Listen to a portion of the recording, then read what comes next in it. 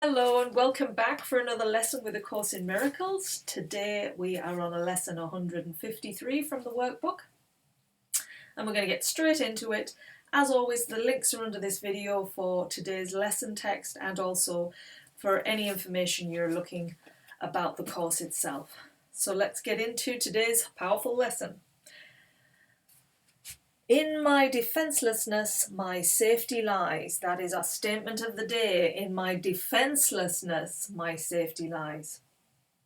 You who feel threatened by this changing world, its twists of fortune and its bitter jests, its brief relationships and all the gifts it merely lends to take away again, attend this lesson well.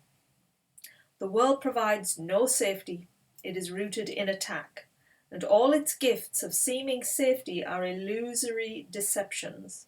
It attacks and then attacks again. No peace of mind is possible where danger threatens thus.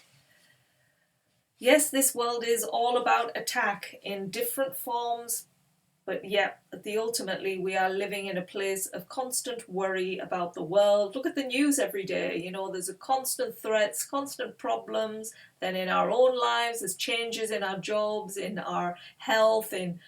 It's just constant. The world gives rise but to defensiveness.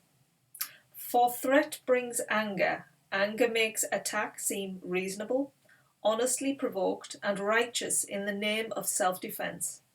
Yet is defensiveness a double threat, for it attests to weakness and sets up a system of defense that cannot work. Now are the weak still further undermined, for there is treachery without and still a greater treachery within. The mind is now confused and knows not where to turn to find escape from its imaginings. Isn't that great? You turn defensiveness onto the ego mind, and it doesn't know what to do with that. It just gets confused. It is as if a circle held it fast, wherein another circle bound it and another one in that, until escape no longer can be hoped for nor obtained. Attack, defense, defense, attack become the circles of the hours and the days that bind the mind in heavy bands of steel with iron overlaid, returning but to start again. There seems to be no break, no ending in the ever-tightening grip of the imprisonment upon the mind. Isn't that so true? There is always something going on, like a circle, round and round and round it goes. Defences are the costliest of all the prices which the ego would exact. In them lies madness in a form so grim that hope of sanity seems but to be an idle dream beyond the possible. The sense of threat the world encourages is so much deeper and so far beyond the frenzy and intensity of which you can conceive that you have no idea of all the devastation it has wrought.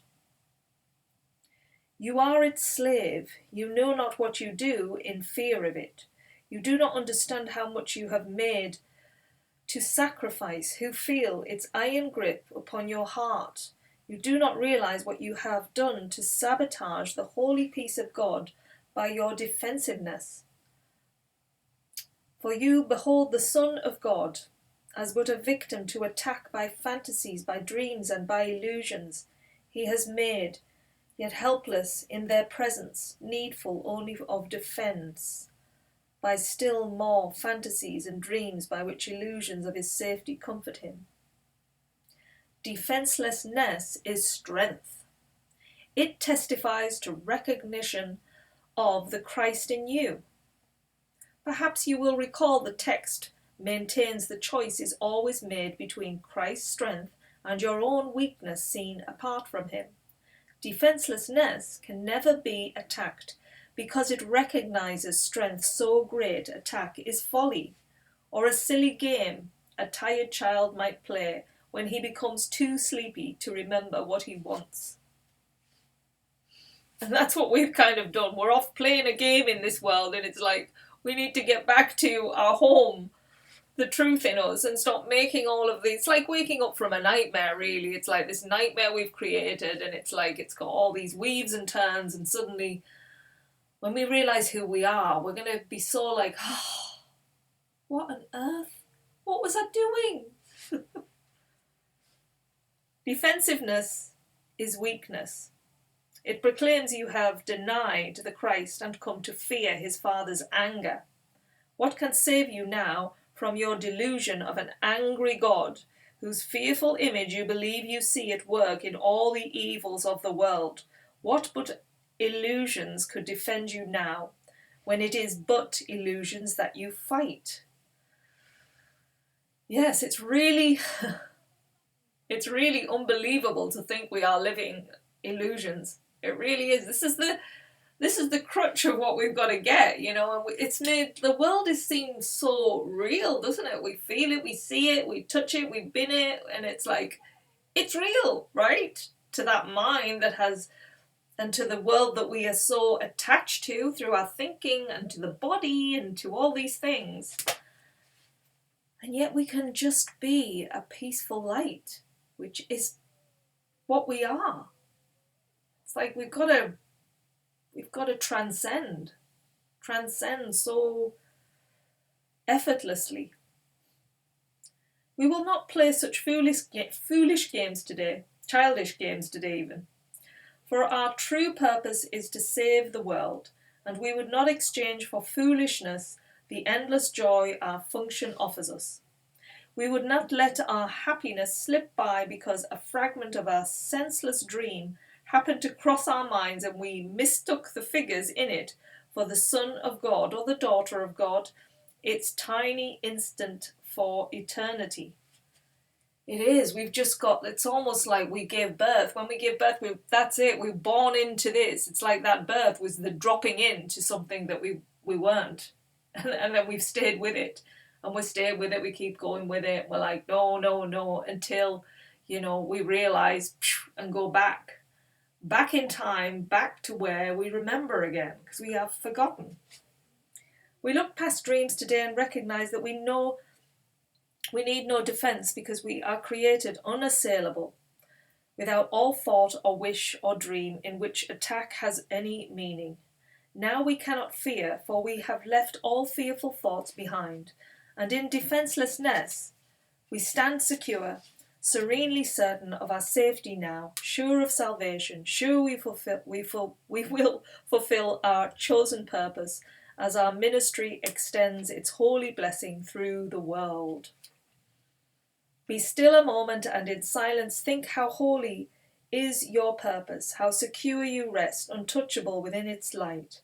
God's ministers have chosen that the truth be with them, who is holier than they. Who could you be surer that his happiness is fully guaranteed, and who could be more mightier protected? What defence could possibly be needed by the ones who are among the chosen ones of God, by his election and their own as well? It is the function of God's ministers to help their brothers choose as they have done. God has elected all, but few have come to realise his will is but their own. And while you fail to teach what you have learned, salvation waits and darkness holds the world in grim imprisonment. Now will you learn that light has come to you, and your escape has been accomplished, for you will not see the light until you offer it to all your brothers and sisters. As they take it from your hands, so will you recognise it as your own. So yes, it does have a lot of these, it's very ministers, we are this light in the world. Once we've got there, it's kind of saying that once you've found the light, then you extend the light to others so that they then see it in themselves. And that's what we're doing, we're starting to realise this is not real. This is all an illusion, and can feel peace within me in an instant, just like that, with my Creator. That's who I am, and that's when I get to that place. I know I'm safe. There's nothing to worry about. There's no need for me to have a defense about anything or anyone or any situation in this world, when I know that I have the power within me to transcend all of this. Once we really know that, we embody that, we become that, then we extend that to our brothers and sisters around the world, and they can see it because of the way we are, the energy that we are emitting. Then it's like it is contagious, it just starts to have an effect without really having to say anything. Just by looking and seeing that other person as the true light that they are, you're seeing beyond their shell, and it's like it's awakening part of them too. So salvation can be thought of as a game that happy children play. It was designed by one who loves his children and who would replace their fearful toys with joyous games which teach them that the game of fear is gone.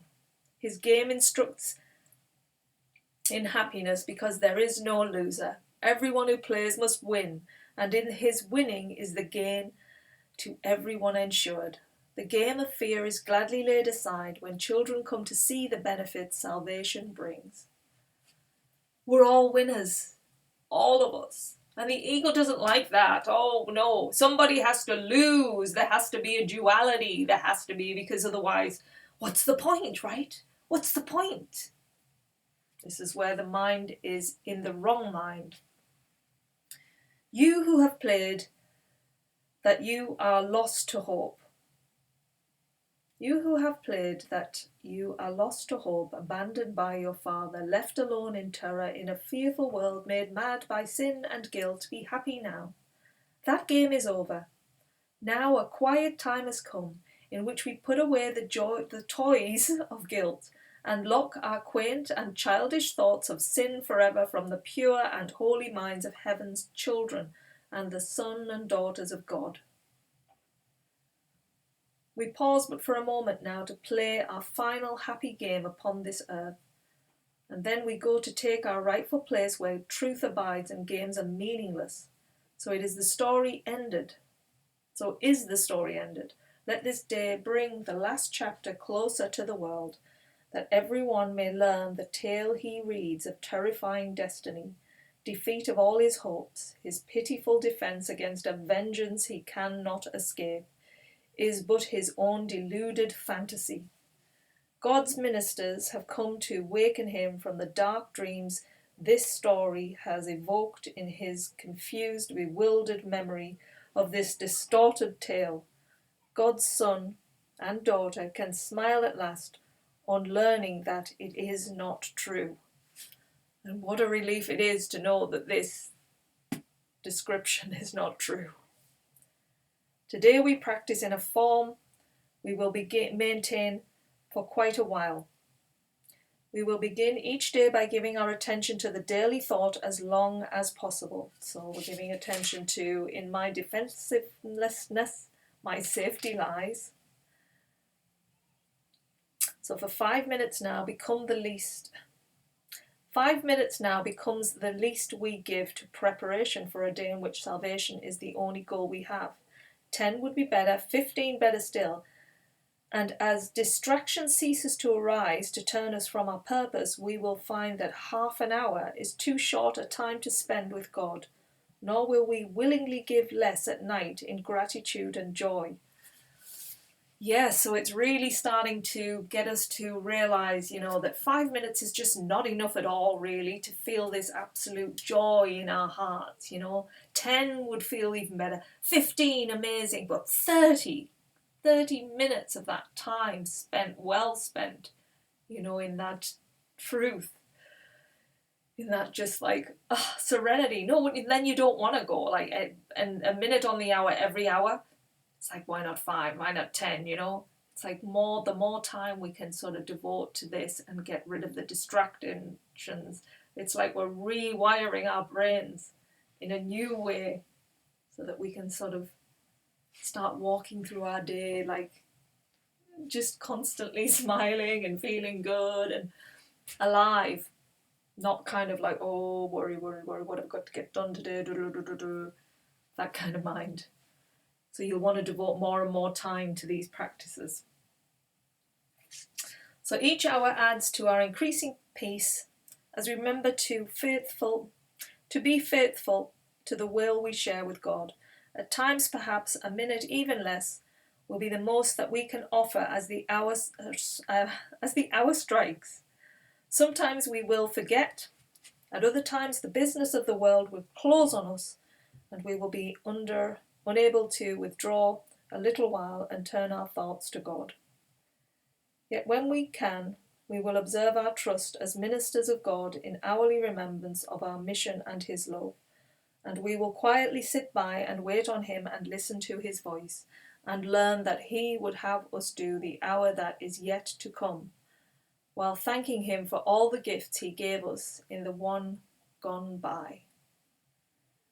So even up to an hour, it's like, the more we start shifting our perception and moving it into a new direction, that's just going to flip the coin. In time with practice, you will never cease to think of him and hear his loving voice guiding your footsteps into quiet ways where you will walk in true defenselessness. For you will know that heaven goes with you, nor would you keep your mind away from him a moment, even though your time is spent in offering salvation to the world. Think you he will not make this possible? For you who choose to carry out his plan for the salvation of the world and yours. Today our theme is our defenselessness. We clothe ourselves in it. As we prepare to meet the day, we rise up strong in Christ and let our weakness disappear as we remember that his strength abides in us. We will remind ourselves that he remains beside us through the day and never leaves our weakness unsupported by his strength. We call upon his strength each time we feel the threat of our defenses undermine our certainty of our purpose. We will pause a moment as he tells us, I am here. Your practicing will now begin to take the earnestness of love to help you keep your mind from wandering from its intent. Be not afraid nor timid. There can be no doubt that you will reach your final goal. The ministers of God can never fail because the love and strength and peace that shine from them to all their brothers and sisters come from him. These are his gifts to you. Defenselessness is all you need to give him in return. You lay aside what was never real to look on Christ and see his sinlessness. Wow, so that was quite a big lesson today. It's quite a central piece to this course, that in my defenselessness, my safety lies. So realizing that when you let go of needing to defend everything, knowing that when you do that, you're connecting to such a stronger power, that was a flipped up, upside down way of looking at the world. That as more that you attack, you are losing more and more strength. You're becoming weaker. You might feel like it's stronger, but it's not. It's actually weakening. You're weakening yourself from the world. And when you stand in the power of being just the light, you don't need to defend it. You don't need to defend anything like that. And letting go of that, you realize that what you are defending is no longer real. And that if you feel that trigger when you've been like, oh, snap out of it if you can. Become aware and choose the light. Call on him. He's going to be there. That source, just it knows. Like, connect with it like in an energetic way, sort of call on that power. Think I'm losing my power here. I'm going into defense mode. Call on the power to take you back into that power mode where you're calm, more centered, more clarity. You can see the world so much more clearly when you are in that place of peace, when you're not needing to defend anything. You can just let it all go, surrender it, because it's just an illusion. So if you can do that today, great. If you can stay in that place of defenselessness, wonderful. So do your best. We'll all keep going through the course. It's getting on there. We're like riding this beautiful wave. We're getting there until we reach the whole ocean, and we just become the ocean. So enjoy. Take care, and we will see you again soon. Bye.